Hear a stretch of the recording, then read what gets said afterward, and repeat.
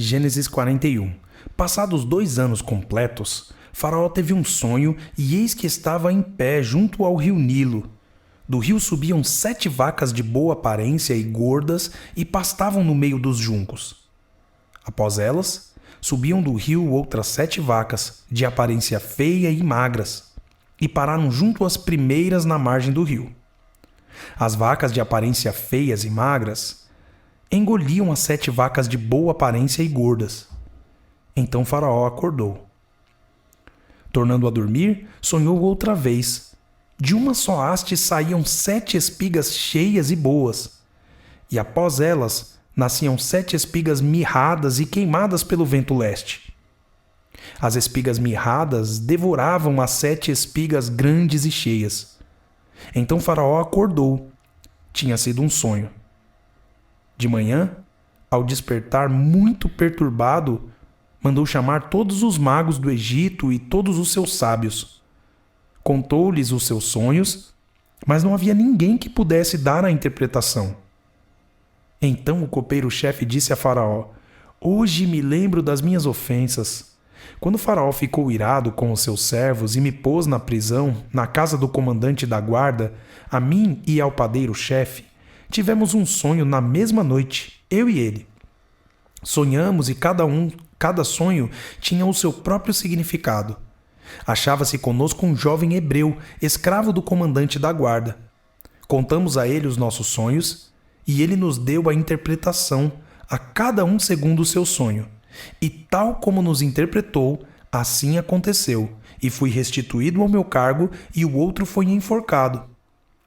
Então Faraó mandou chamar José, e o fizeram sair às pressas da masmorra. Ele se barbeou, mudou de roupa e foi apresentar-se a Faraó.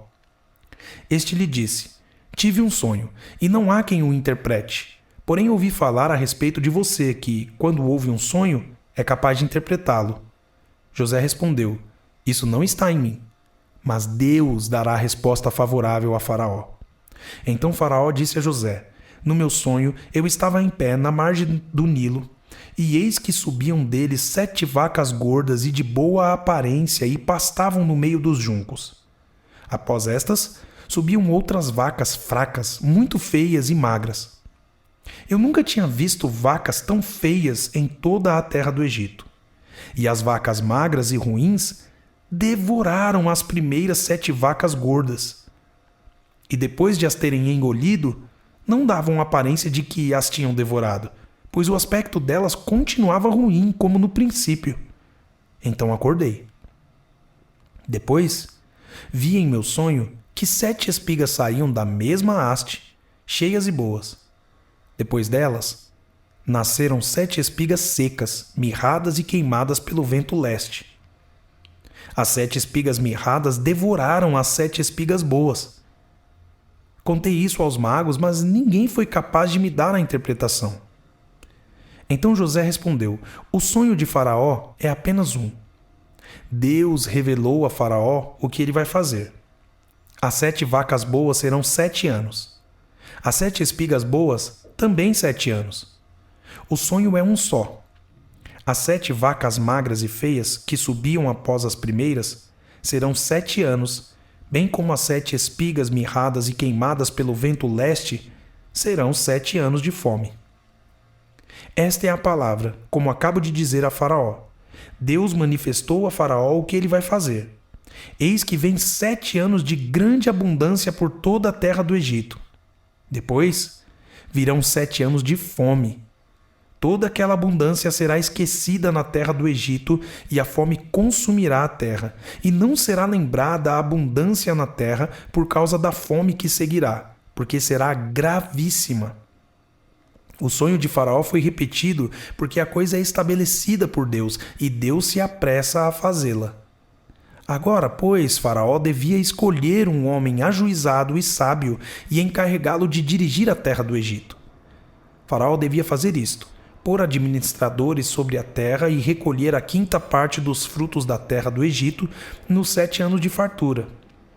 Esses administradores deviam ajuntar toda a colheita dos bons anos que virão, recolher cereal por ordem de Faraó para mantimentos nas cidades e guardá-lo em armazéns.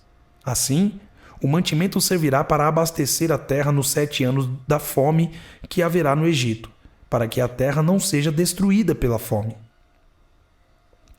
O conselho agradou a Faraó e a todos os seus oficiais. Então Faraó perguntou aos seus oficiais: será que poderíamos achar alguém melhor do que José, um homem em quem está o Espírito de Deus?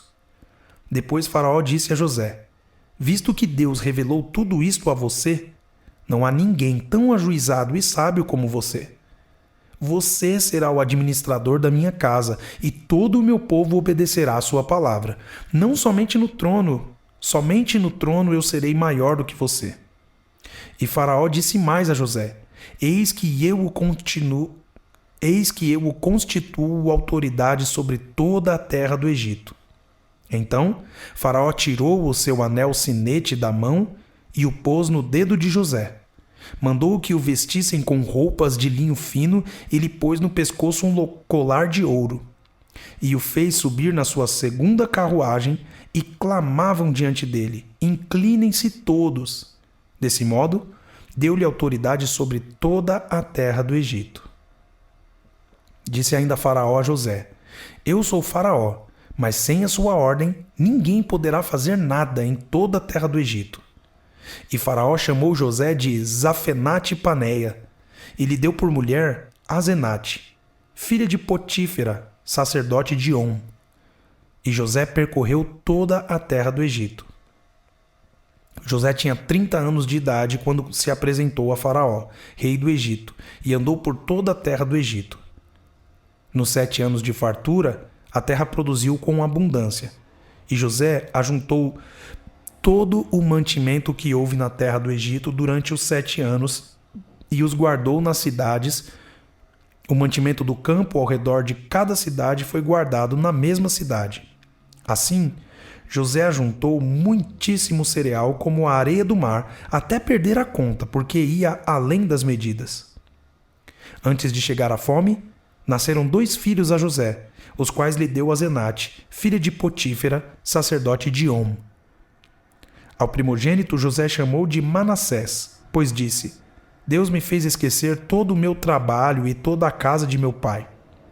Ao segundo deu o nome de Efraim, pois disse: Deus me fez próspero na terra da minha aflição.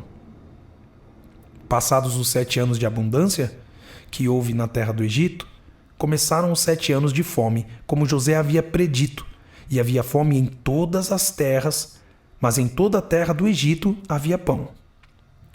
Quando toda a terra do Egito começou a sentir a fome, o povo clamou a Faraó por pão. E Faraó dizia a todos os egípcios: vão falar com José e façam o que ele disser.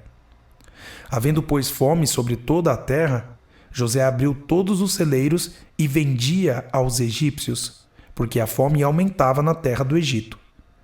E todas as terras vinham ao Egito para comprar de José, porque a fome aumentava em todo o mundo.